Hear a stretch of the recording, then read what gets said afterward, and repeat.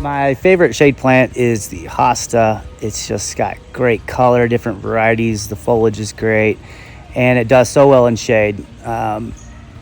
Only challenge is the snails and slugs love them. So there's a product called Sluggo we have to do weekly, bi-weekly, to keep them off the leaves. But they just look really good when they're full and got a clean leaf. Every year, I feel like I wait all year to put our pots together. It is by far my favorite thing. I love that you can change it up every year. I love the different color combinations you can try. I'm constantly like trying something. Like, I love it. I love that you can mix it up. So one of the most underrated plants, in my opinion, annuals, is this one right here. It's called the Itsy Petunia, and like I have not touched this all season long, and it is just exploding. Also, another one that's done so well is this crazy tunia right here. It's self-cleaning, and so I also haven't touched this one at all. The color it brings is so pretty. Also, this is very underrated as well. It brings like a light to the pot, kind of breaks it up, so you wouldn't expect it, but it does wonders. Lantana in this one. We have some basil growing in this one. Rosemary, which we have used a ton this season.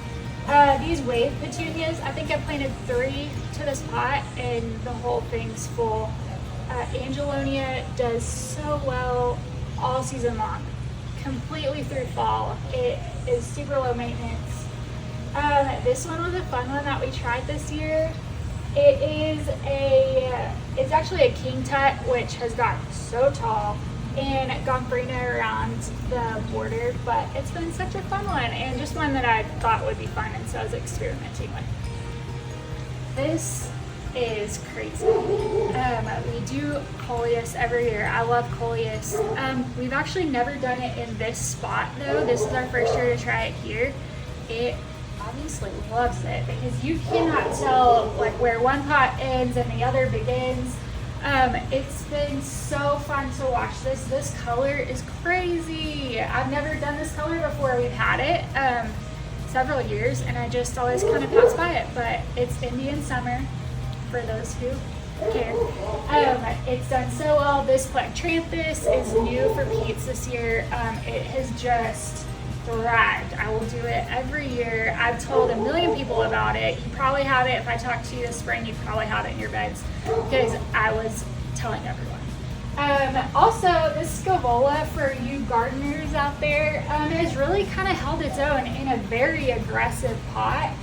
So it's fun to see it kind of peek out through the Plectranthus. So when we moved into this house, this covered area was not here. So this has been one of the biggest statements we've made and biggest changes we've made to the patio and to the backyard area. I am out here every single day. I come out here in the mornings and I sit right in the corner there and look out at kind of all this hard work that we've done, and it brings me so much joy. The patio furniture, of course, is Summer Classics. It has held up so incredibly well. You can barely tell that we've used it, and we use it a lot. So we've had parties, we have kids, they're all over it. We have a dog that sneaks onto it every day when we're at work, and it has held up so well. One of the tips and tricks we have a ton of squirrels.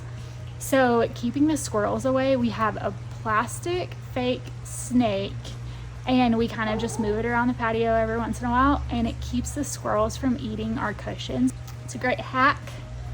I think one of the most interesting things about the way we set up the covered patio is that we have this planter built into a seating area. We planted Kimberly Queen ferns in there. We do them every year. They do great there.